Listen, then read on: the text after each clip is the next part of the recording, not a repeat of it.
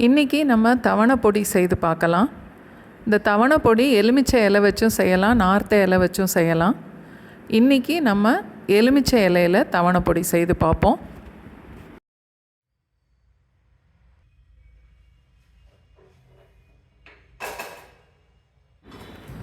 இந்த மிளகா வத்தல் ரொம்ப காரமாக இருக்கும், அதனால் நான் ஒரு 10 மட்டும் சேர்க்குறேன். 12லேருந்து 15 மிளகா வத்தல் வரைக்குமே சேர்த்துக்கலாம். 1/2 கப்பு உளுந்தம்பருப்பு 120 ml. தோலோடு உள்ள உளுந்தம்பருப்பு சேர்த்து செய்தால் ரொம்ப நல்லாயிருக்கும்.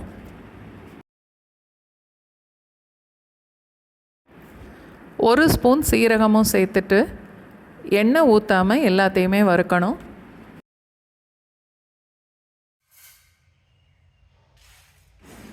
தோலோடு உள்ள உளுந்தம்பருப்பு இல்லைன்னா வெள்ளை உளுந்தம்பருப்பு கூட சேர்த்து வறுத்துக்கலாம்.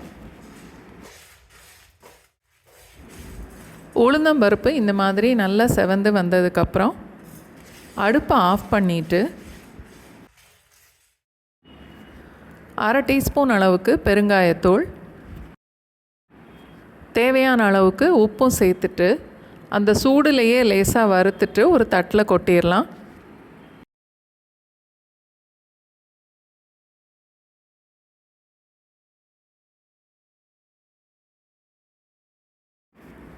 அடுத்தது தேங்காய் வறுக்கணும்.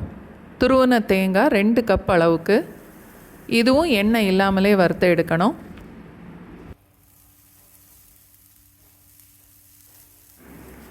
தேங்காய் வறுக்கும்போது ஒரு சின்ன நெல்லிக்காய் அளவுக்கு புளி அதையும் சேர்த்து தேங்காவோடு வறுத்துடணும்.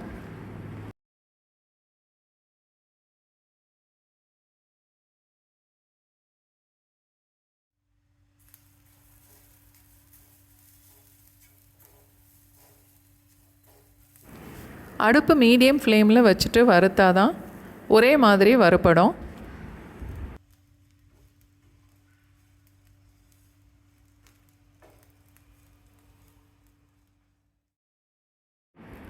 கொஞ்சம் கூட ஈரப்பதமே இல்லாமல் இந்த அளவுக்கு தேங்காய் நல்லா செவந்து வரணும்.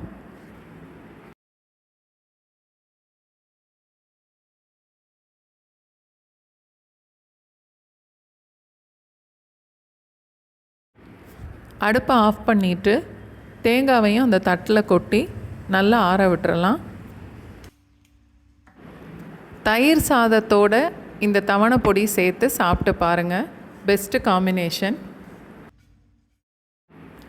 எலுமிச்சை இலை ஒரு 40 இலை இருக்கும்.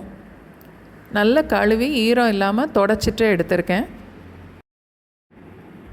எலுமிச்சை இலை இதை விட பெருசாக இருந்தால் ஒரு 5-6 இலையை குறைச்சி எடுத்துக்கலாம். நல்லா ஆறுனதுக்கப்புறம் வறுத்து வச்ச மிளகா வத்தல், உளுந்தம்பருப்பு, சீரகம், காயம் எல்லாம் சேர்த்து ஃபஸ்ட்டு திரித்து எடுத்துக்கணும்.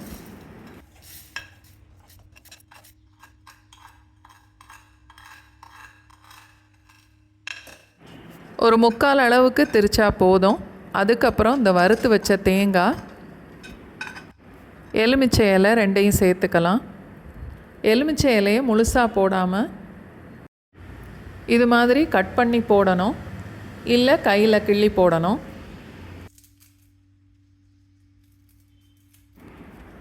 எல்லாத்தையும் சேர்த்து நல்லா திரித்து எடுத்துக்கணும். திரிச்சிட்டு கொஞ்சம் டேஸ்ட்டு பார்த்துட்டு உப்பு பத்தலைன்னா கூட சேர்த்து திரிச்சிக்கலாம். இந்த தவணை பொடி ரொம்ப நைஸாக இருக்காது, இது மாதிரி தான் இருக்கும்.